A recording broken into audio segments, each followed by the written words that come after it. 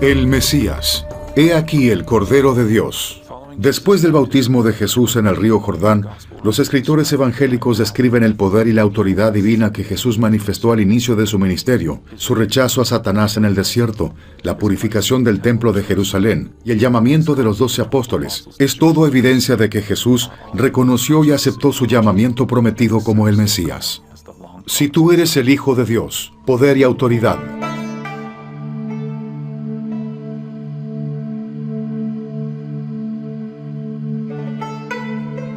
El Monte de los Olivos.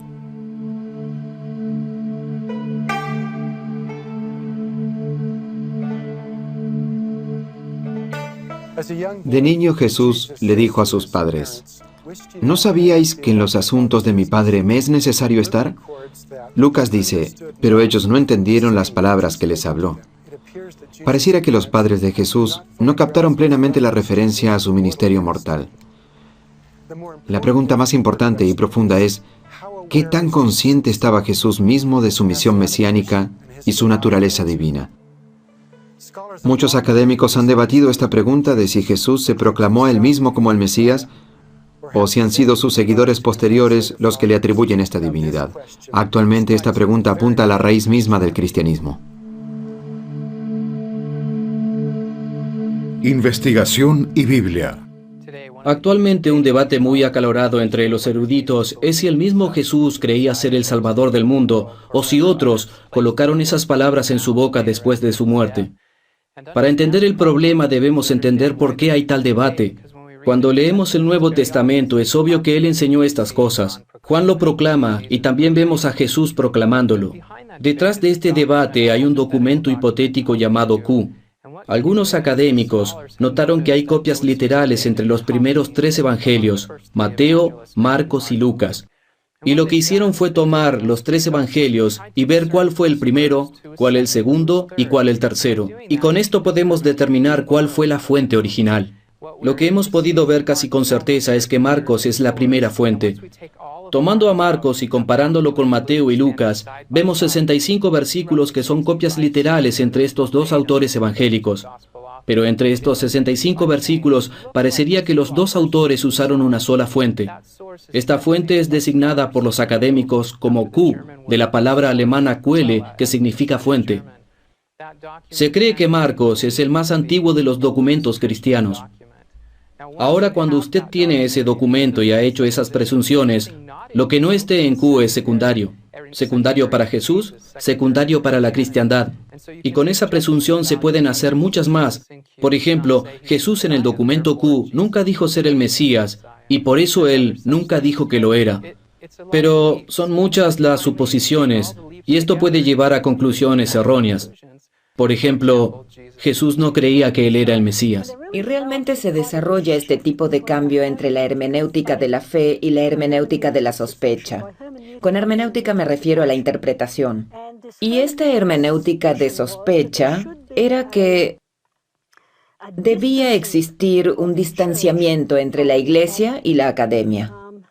Tomás de Aquino solía decir que necesitamos de una razón para entender las Escrituras, pero él entendía la razón como el comprender la mente y la voluntad de Dios. Al llegar a la época de las luces, la razón humana es la razón humana, no necesitamos de nada más que nos ayude a razonar. Así que si hago algo que no podamos explicar a través de la razón humana, es algo que debemos desechar, no se debe discutir.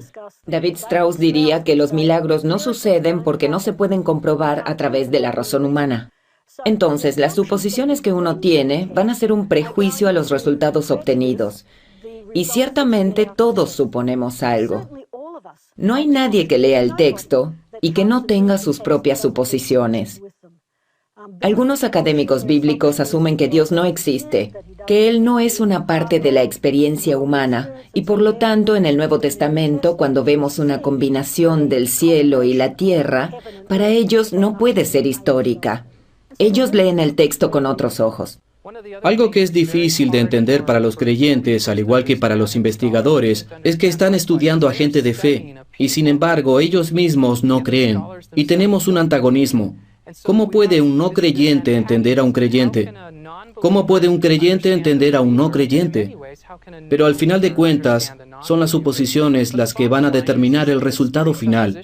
Si usted cree en milagros, usted no los ve como algo secundario. Si usted cree que Jesús era el Mesías, entonces cuando Él lo dice, puede ser verdad, pudo haber sido el Mesías. Pero si usted no cree que Jesús era el Mesías, que Él era un humano y que los milagros son una leyenda, entonces, cuando usted lo analiza, va a encontrar la manera de sacarlo de la historia y llegar a un Jesús académico.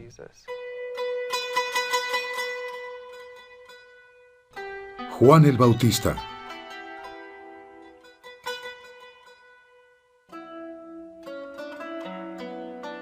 Como está escrito en el libro de las palabras del profeta Isaías que dice: Voz del que clama en el desierto, preparad el camino del Señor, enderezad sus sendas.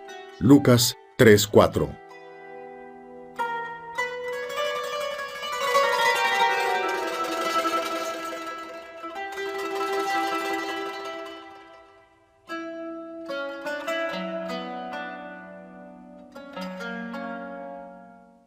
Cuando Juan el Bautista tenía aproximadamente 30 años, empezó su ministerio como un profeta de Dios. La reacción inmediata del público fue muy emotiva y llena de expectativas. El pueblo judío no había visto un profeta de Dios en generaciones, pero fácilmente lo reconocieron como tal. La gente escuchó a Juan y salieron de las ciudades para verlo. Desde muy temprano leemos de multitudes e incluso algunos de los publicanos y algunos de los soldados estaban allí diciendo: ¿qué necesitamos? La propuesta es realmente dramática. Y de hecho en Lucas 3:15 dice: estando el pueblo a la expectativa. Existe esa idea de que hay cierta ansiedad por algo. Y el resto del versículo nos indica que todos se preguntaban en sus corazones si acaso Juan era el Cristo o no lo era. Toda esa gran expectativa está latente en muchas de sus mentes. Juan llena los requisitos y están saliendo en multitudes de las ciudades para escucharlo y cambiar sus vidas. En el primer capítulo de Juan, versículo 24, leemos que muchos de los que vinieron fueron enviados por los fariseos, y entre ellos se encontraban los que le preguntaron: ¿quién eres tú y cuál es tu misión aquí? Los fariseos, al igual que la población judía, honraron a Juan como profeta, y estaban igualmente frustrados y profundamente tristes al momento de su ejecución a manos del rey Herodes Antipas. Sin embargo, los saduceos, aquellos sacerdotes y élderes encargados del gobierno y la administración de Judea y Jerusalén, por varias razones no estaban totalmente satisfechos con Juan. La primera y más importante eran sus creencias de que la era profética había terminado, y los saduceos se resistían a cualquier nuevo intento de aceptar nuevos profetas. Segundo, los saduceos se oponían abiertamente a la noción de un Mesías en Israel, un Mesías que se convertiría en un rey que cambiaría el orden de cosas, incluyendo el orden político. Los saduceos, sacerdotes y élderes, eran aliados de Roma, y de hecho estaban colaborando con Roma en el gobierno de Judea, mientras que el gobernador de Roma se encargaba de los negocios de Judea en un sentido regional. Los saduceos, guiados por el sumo sacerdote, gobernaban Jerusalén, y no necesitaban de un nuevo profeta, trayéndoles profecías del próximo Mesías para perturbar el manejo de sus obras en Jerusalén y en el monte del templo. Así que los líderes fariseos, incluyendo personas como Nicodemo, quien se sentaba en el Senado judío, el Sanedrín de 71 miembros, tal vez estaban emocionados con la aparición de Juan. Los saduceos se oponían fuertemente a Juan, al igual que se opondrían a Jesús. Bautismo.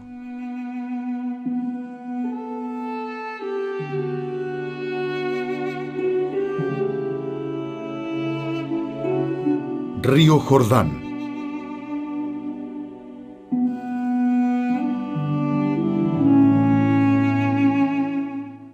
Después que Jesús fue al templo cuando tenía 12 años, el único registro de las escrituras que tenemos de la vida de Jesús está en Lucas, quien nos dice que él regresa a Nazaret y permanece bajo la tutela de sus padres. No sabemos nada acerca de su adolescencia ni de sus primeros años como adulto. De hecho, no es sino hasta el año 15 del reinado de Tiberio César, cuando Jesús tiene unos 30 años, que reaparece en el escenario, como lo narra cada uno de los evangelistas. Y cada uno de ellos sigue a Jesús hasta aquí, al río Jordán, buscando a Juan el Bautista. El primer encuentro que registran las Escrituras entre Juan y Jesús es en el bautismo de Jesús, cuando él llega a la intersección de Betabara, en el Jordán, en busca del Bautista. Juan le dice a Jesús que él no era digno de bautizarlo, pero Jesús le respondió, permítelo, porque así nos conviene cumplir con toda justicia. Jesús reconoce que no necesitaba del bautismo de Juan para el arrepentimiento. No obstante, fue bautizado para cumplir con toda justicia. Creo que un buen lugar en el que el libro de Mormón hace énfasis y la Biblia no, es en lo que realmente significa cumplir con toda justicia. Vemos en 2 Nefi capítulo 31, donde Nefi, habiendo tenido una visión de esta experiencia, reflexiona acerca de este día.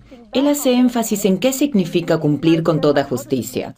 Es para mostrarle a los hijos de los hombres que Jesús sería humilde y para mostrarle a su Padre que era obediente. Y así Cristo estuvo dispuesto a someterse al bautismo, reconociendo a Juan el Bautista y reconociéndole a él que no necesitaba ser bautizado, pero lo hará para darnos un ejemplo a nosotros y a su Padre. Aunque no necesitaba ser perdonado por sus pecados, esa preparación autorizada de llevar a cabo el bautismo, la cual también lo prepararía para llevar a cabo su misión como adulto, era necesario recibir esta ordenanza por medio de Juan. Y así fue que Juan bautizó a Jesús y lo sumergió en las aguas del Jordán. Después del bautismo, Jesús sale de las aguas, los cielos se abren, y ve al Espíritu de Dios que descendía hacia él, en forma de paloma. Y he aquí una voz de los cielos que decía, «Este es mi Hijo amado, en quien me complazco». Algo diferente pasa esta vez y parece ser la confirmación del testigo. Esta vez, la señal de una paloma y el testimonio del Espíritu Santo le da esa profunda certeza a Juan, no solo de que es un hombre extraordinario el que acaba de bautizar, sino que realmente es el Hijo de Dios. No hay duda. Juan sabe exactamente quién es Él. Lo sabe por el testimonio del Espíritu Santo. Es el Hijo de Dios. Él está llevando a cabo su papel como precursor, como Elías. Él y solo Él, preordenando para bautizar al Hijo de Dios. Él sabe lo que ha hecho. En el desierto.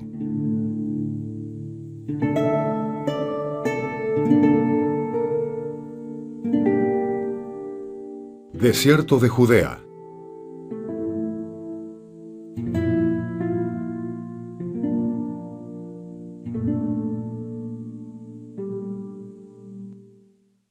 No muy lejos de aquí, Jesús fue bautizado.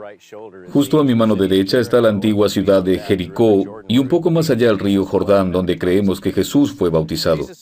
El bautismo de Jesús fue un ejemplo extraordinario de la obediencia de los mandamientos y deseos de su Padre. Y pienso que es justo decir que para la mayoría de la gente, piensa que el bautismo de Jesús marca el principio de su ministerio mortal. Y pienso que uno se imaginaría que después de esta demostración de poder y autoridad dada en el bautismo, Jesús inmediatamente iría a Jerusalén y empezaría a predicar y a exhortar en la cima de una montaña o en el templo donde enseñó a menudo. Pero de hecho este no fue el caso. Mucha gente asegura que Jesús fue cerca de la antigua ciudad de Jericó. Este árido desierto se convirtió en un lugar de ayuno y oración para el Salvador. Y al final de los 40 días, también se convirtió en el lugar de la tentación.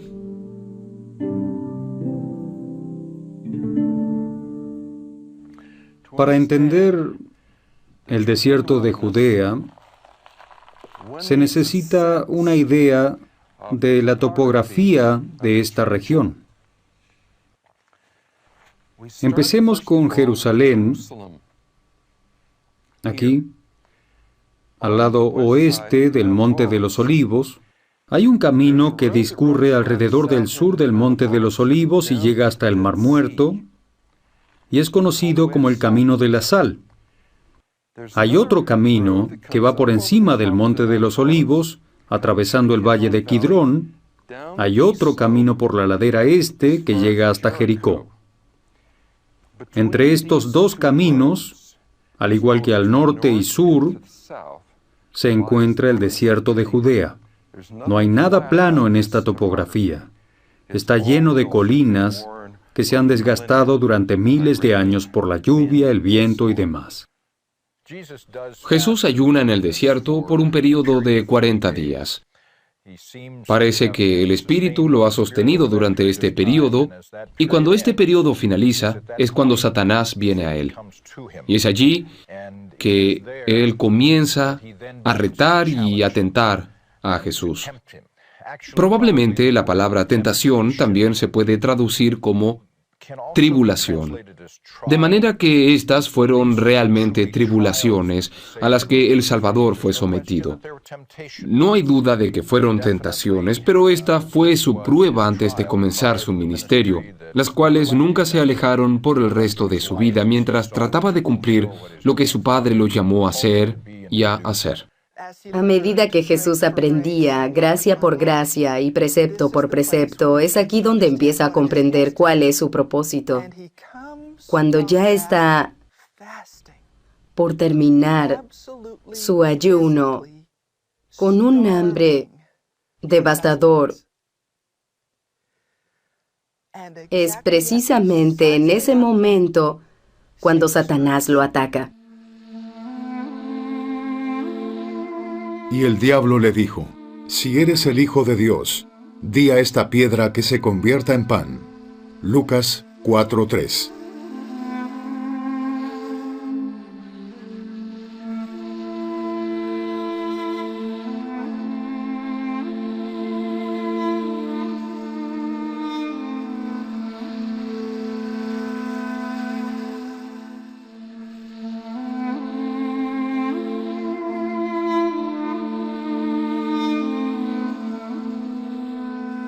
Las tentaciones. Algunos académicos tienden a ver esto solamente como algo psicológico. Debemos entender que Satanás realmente estuvo allí y que esto fue un reto real para Jesús. Fue psicológico también, porque debió ser una batalla que tuvo que librar consigo mismo acerca de cómo iba a llevar a cabo lo que Dios le había pedido que hiciera. Aparentemente, esta prueba de convertir las piedras en pan resolvería su problema de hambre, pero creo que eso es una noción muy superficial de algo que es mucho más profundo.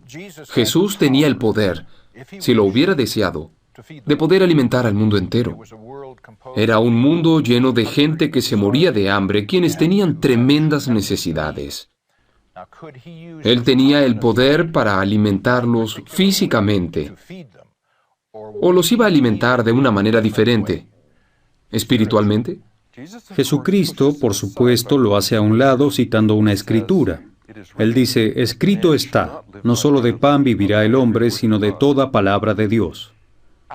En esta escena nos podemos referir a algunos meses atrás, cuando Juan le dijo a la multitud: y no penséis decir dentro de vosotros mismos: a Abraham tenemos por padre, porque yo os digo que Dios puede levantar hijos a Abraham aún de estas piedras.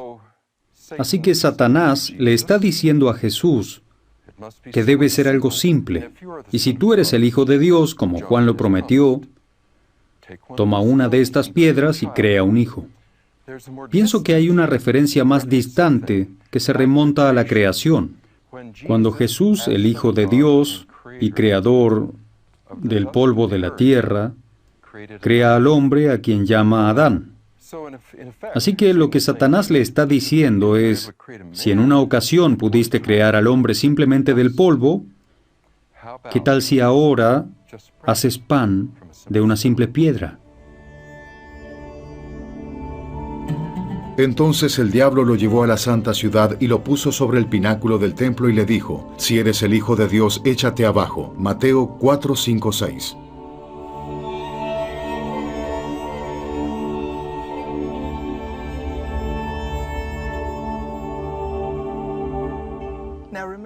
Recuerden que en la segunda tentación de la cual obtenemos un relato es donde el Salvador va con Satanás al pináculo del templo y de hecho la Biblia cita este lugar. Satanás lo lleva allí. Pero yo no creo que Satanás lleve al Salvador a ningún lado. Y en ese momento ellos están juntos y Satanás le dice al Salvador, lánzate de aquí. Tú puedes llamar legiones de ángeles para que te ayuden, para que ni siquiera tus pies se tropiecen con las piedras. Y de nuevo nos encontramos ahí mirando estas piedras en todas las direcciones y diciendo, ¿qué lugar tan apropiado para un desafío como este? Pero de nuevo, en lo que Satanás está pulsando es en el poder. Respondiendo Jesús le dijo, dicho está, no tentarás al Señor tu Dios. Resistir la tentación de saltar es realmente un acto de respeto por su padre.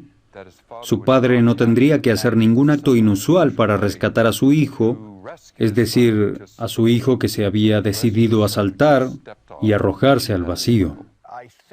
Pero creo que también fue un punto para dejarle claro a Satanás, yo soy tu Dios. No deberías tentarme y para mí, creo que esta es una dimensión que en ocasiones se pierde. Porque Jesús es la segunda persona encarnada de la deidad.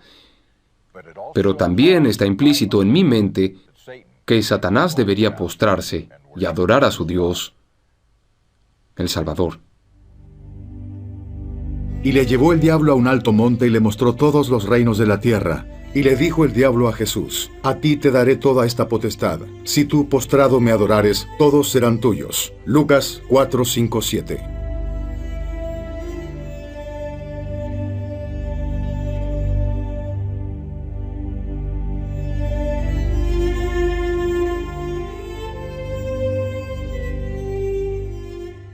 Nadie le puede decir a Cristo, bueno, es que usted no entiende, usted no ha experimentado esto. Sí, Él lo experimentó. Él supo lo que era estar cansado, Él supo lo que era tener hambre y lo que era ser tentado. Y cuando el adversario lo tienta, una de las tentaciones fue ofrecerle las riquezas y las grandezas del mundo para asegurar una vez más que tentaciones de toda clase se le habían ofrecido y que él fue capaz de experimentarlas y sentirlas. Esto está muy claro. Toda la historia tiene que ver con el poder y la autoridad. ¿Quién era la autoridad real? ¿Quién era el poder real? Y Satanás se presenta a sí mismo como aquel que tiene la autoridad para delegarla. A ti te daré toda esta potestad. Y Jesús lo resistió, porque él sabía que el verdadero poder y la real autoridad residían en los cielos con su Padre. De cierta manera, Satanás regresa milenios más tarde, disputándole al Hijo de Dios, ahora en la carne, así como le disputó en la vida premortal el derecho de ser llamado el Mesías.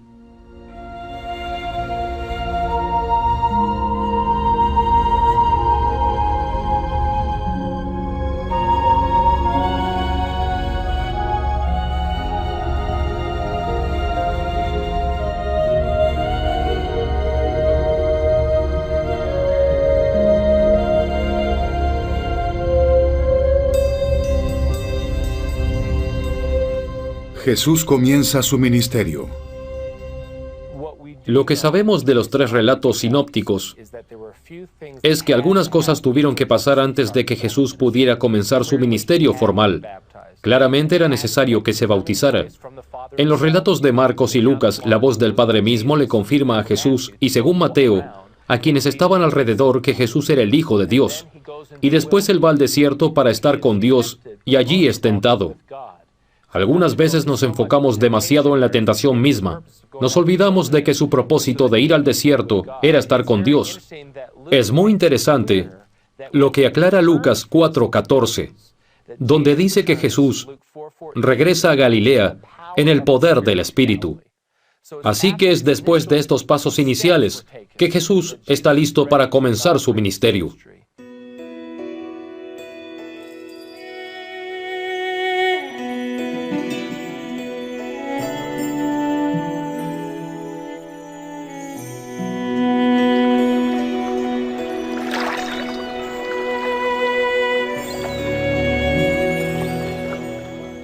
Mar de Galilea.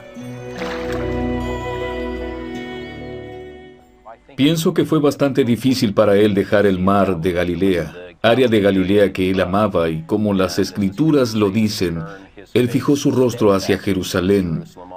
Casi como un acto valeroso, él tuvo que esforzarse para ir a Jerusalén. Creo que cuanto más tiempo se esté aquí, uno aprecia mejor lo que él amó. Realmente creo que esta era su amada Galilea, y que dejó su tierra natal. Para mí es casi como el sentimiento de alguien que deja su vecindario. Cuando usted regresa, hay sentimientos que también vuelven, y pienso que eso le pasó a Jesús cuando regresó a Galilea.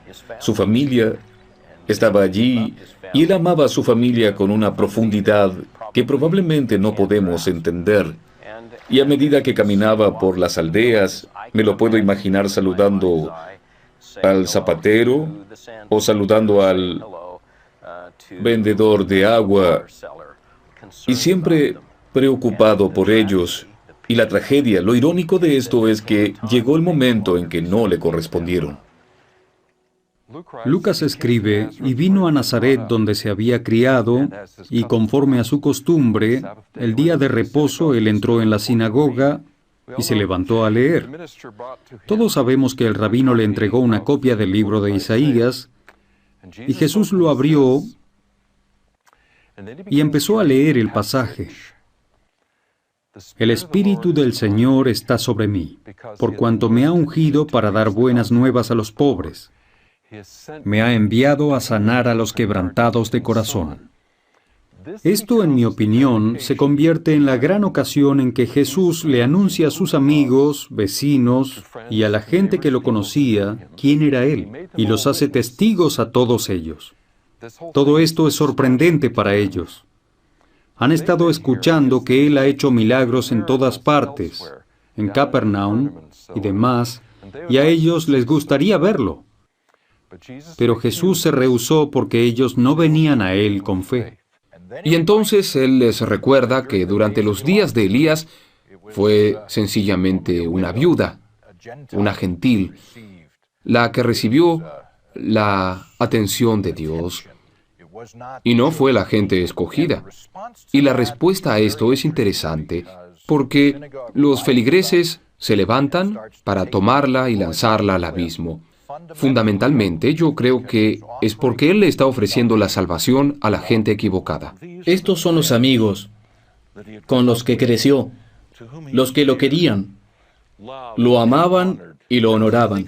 Y cuando pienso en esto, pienso en Jacobo, en el libro del Mormón, hablando de los judíos contemporáneos a Cristo y cómo buscaban las cosas que no podían entender, y en su búsqueda, por los misterios que allí estaban, ellos miraron más allá de la señal, pasando por alto a Cristo, negando a Cristo, y en el caso de esta pequeña sinagoga, rechazándolo, al punto de darle muerte o tratar de matarlo. A medida que llevaban al Salvador para cometer este horrendo acto, Él simplemente se confunde entre la multitud. Ellos están tan distraídos con todo lo que está sucediendo que no lo ven alejarse. Obviamente Jesús sabía lo que estaba haciendo, al igual que nuestro Padre Celestial. No era el momento para que lo asesinaran. Ese momento ya vendría.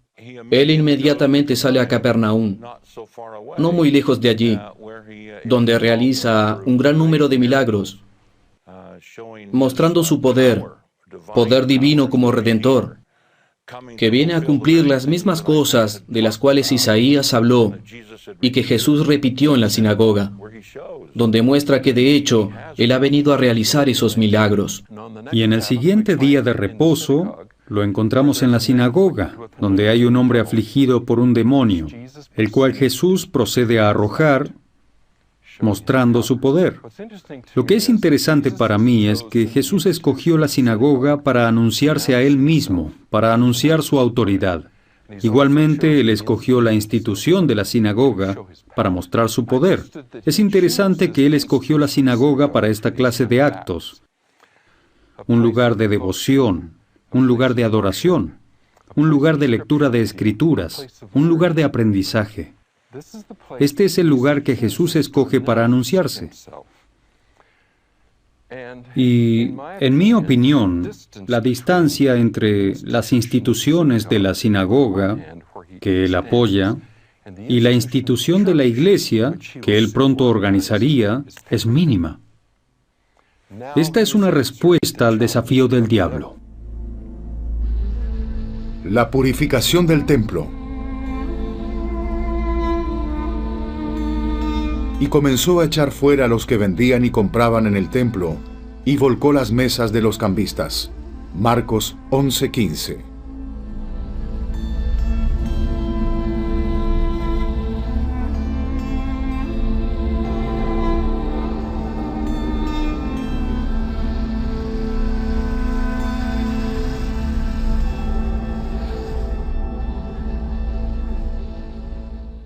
El complejo del templo de Herodes era una estructura enorme, y ese era su propósito, para que decenas de miles, aún cientos de miles de peregrinos que venían a Jerusalén pudieran todos, de una manera ordenada, tramitar los requisitos de la ley mosaica. Fue construido para que las entradas pudieran ser controladas. Los peregrinos podían transitar en las cortes de afuera antes de acercarse progresivamente a las áreas sagradas. Algunas veces tenemos la impresión de que cuando Jesús purificó el templo, Él estaba parado junto al altar en la entrada del templo. Pero con toda certeza, Él estaba en las cortes que estaban disponibles para todas las personas, incluyendo los gentiles, y así se conocía a las cortes de los gentiles. Ahora, arqueológicamente, nosotros realmente sabemos que Herodes construyó tiendas y lugares para que esta clase de transacciones tuvieran lugar en las afueras de los jardines del templo. Pero, por alguna razón, esta actividad se había movido a las cortes del mismo templo. Y existen todas las razones para creer que esto se hizo con la aprobación y el consentimiento de los sacerdotes. En esta época, administrar el templo era un gran negocio y las jerarquías sacerdotales que controlaban los templos, como el de Jerusalén, ganaban dinero con todo esto.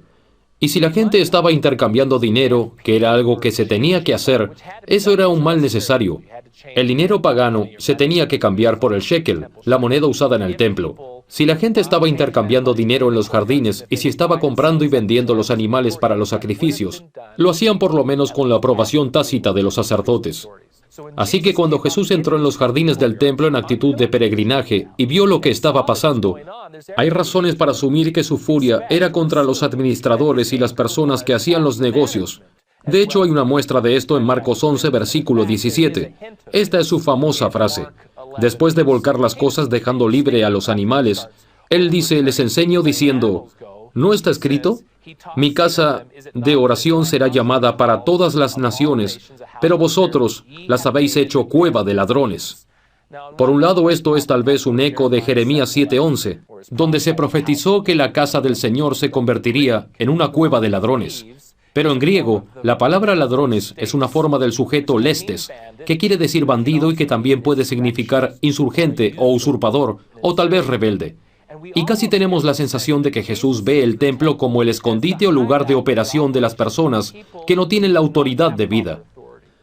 Y existen todas las razones para creer que los líderes sacerdotales ameritan este trato. Aun cuando todos eran sacerdotes de la casa de Aarón, por generaciones no había habido un sumo sacerdote legítimo. Y esto no es solamente para comprar y vender animales y cambiar dinero, sino también sobre su autoridad para administrar el templo como a ellos les parecía.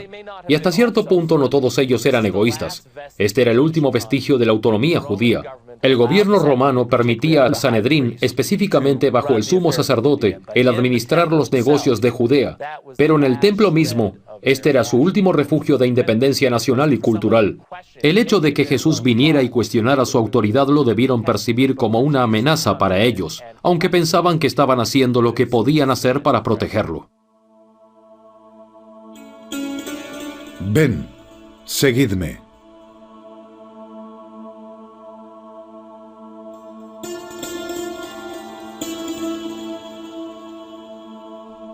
Mar de Galilea.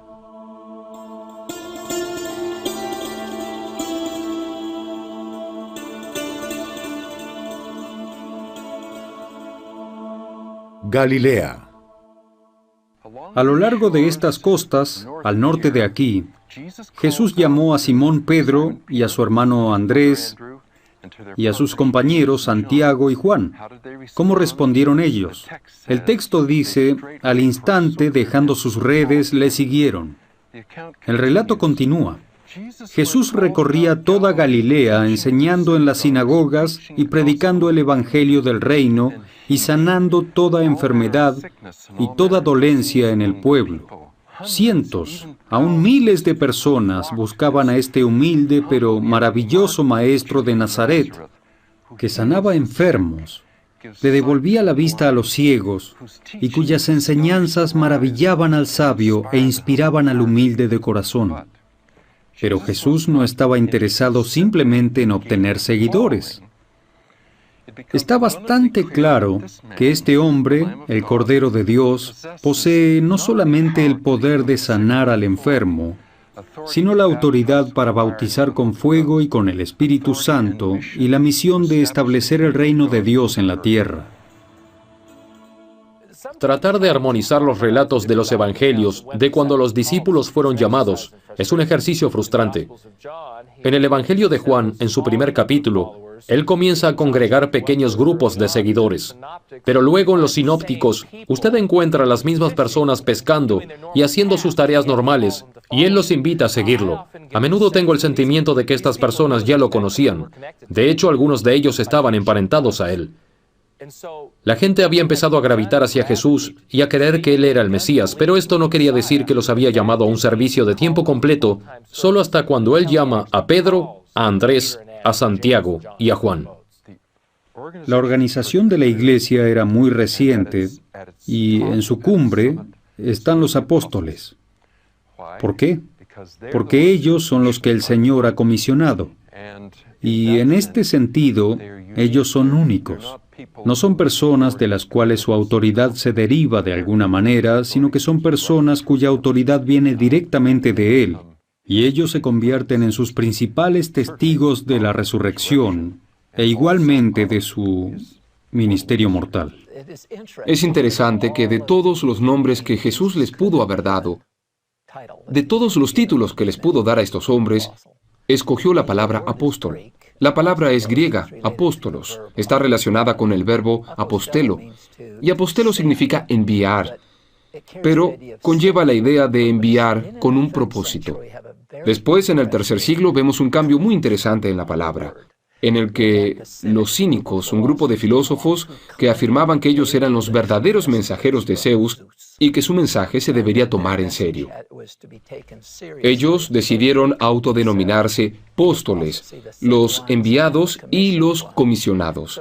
Así que del tercer siglo en adelante, el nombre literalmente trae esta idea de lo divino y del comisionado al mismo tiempo.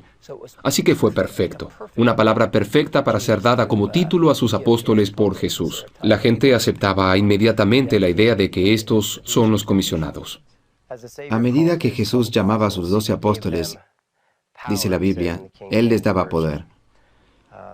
Una mejor traducción sería autoridad. Él les daba la autoridad del sacerdocio para hacer lo que Él hizo. Así que el énfasis está en la autoridad que Él les había transferido a ellos, que Él les había dado, autoridad que Él mismo poseía. Nos podemos referir a Pablo en el capítulo 14 de Hechos, ordenando élderes en las iglesias. Y el verbo que se usa aquí significa extender la mano, que puede significar votar o sostener, pero igualmente ordenar. Así que asumimos que seguían una práctica generalmente aceptada dentro de la iglesia, y es la de ordenar por la imposición de manos. El Evangelio de Felipe nos dice que lo que aquí tenemos no es solamente algo que Jesús observó, sino algo que Él mismo experimentó. Esto de hecho fue un patrón, esta es la manera en que se delega la autoridad. El Padre ordenó por imposición de manos al Hijo, y después el Hijo, por imposición de manos, ordena a los líderes, quienes a su vez ordenan a aquellos que han sido llamados, lo que nos demuestra que en verdad hay un método por el cual se delega la autoridad.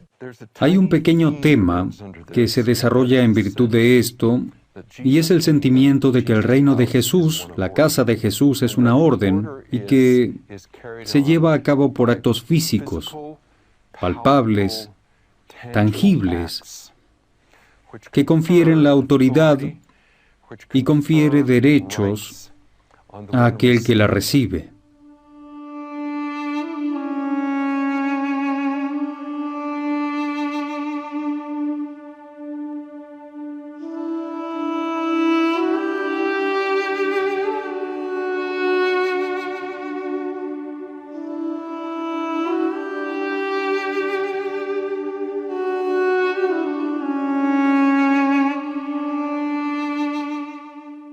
Lucas nos da el primer relato detallado del llamamiento de los primeros 4.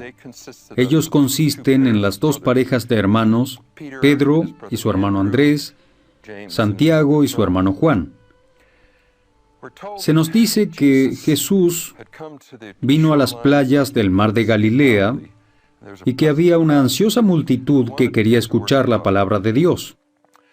Así que Jesús mira a su alrededor y ve un par de barcas. Se sube a una de ellas, que era la de Pedro, y le ruega que la aparte un poco y empieza a enseñarle a la gente desde la barca.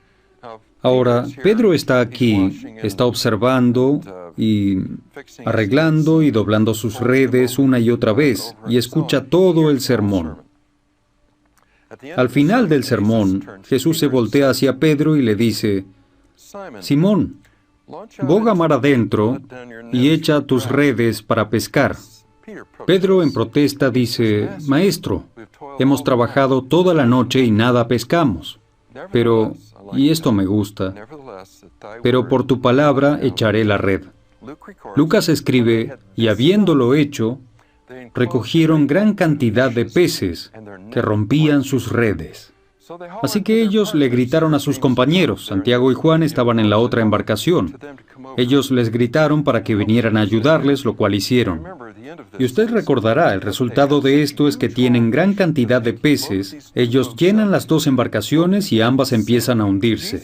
Jesús va a llamar a estos hombres a que abandonen su vocación. Ellos son pescadores, ese es su oficio. Entonces, ¿qué harán sus familias? Jesús les deja suficientes peces para alimentarlos por meses, y esto les permitirá también vender peces por meses. El problema es que en las próximas 48 horas esos peces se iban a dañar. Hasta que encontramos una pequeña nota en Strabo, quien es un geógrafo de esa época, y él escribe que cerca de la costa, hacia el lado oeste, se encuentra la aldea de Magdala. Él la llama por un nombre diferente, pero es el mismo lugar. Y allá había una industria de salar pescados. Solo tienen que remar con sus botes hasta este lugar o navegar hasta allá, y ellos los pueden salar, ponerlos en salmuera y hacerlos en escabeche o encurtido. Ahora la familia tiene comida por meses. Y también tienen pescados que pueden vender en el mercado, en Capernaum o cualquier otro lugar. Jesús deja a las familias aprovisionadas, suministrándoles sus necesidades. Él se está llevando al proveedor de las familias. Él lo sabe, pero Él está dejando algo para las familias. Y me encanta esta escena. El saber que ellos pueden poner todos estos peces en salmuera y sus necesidades se cubren por meses.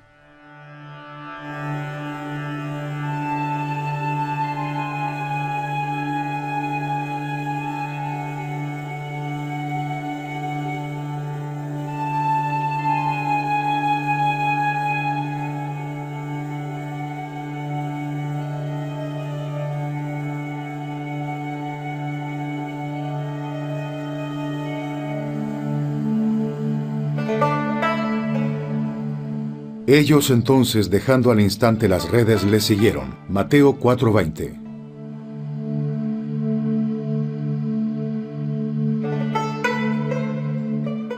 Centro de la Universidad Brigham Young para Estudios del Medio Oriente. Lo que los líderes locales de la época de Jesucristo fallaron en aceptar o entender es que este predicador y sanador de la remota tierra del norte de Palestina es el mismo Mesías que ellos esperaban con tanta anticipación. Pronto su oposición y sus seguidores aumentarían, y la reacción a su ministerio público se intensificaría. Y Jesús iba a pasar los próximos 3 años de su vida demostrando que verdaderamente Él es el Señor del templo, del día de reposo, del cielo y de la tierra, de la vida y de la muerte. ¿Puede acaso algo bueno salir de Nazaret? Jesús dice, ven y lo verás.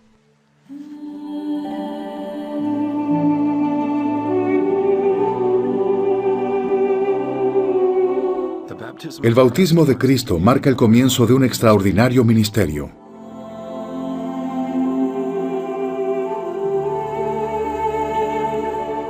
Después de su regreso del desierto de Judea, Jesús manifiesta su poder y autoridad.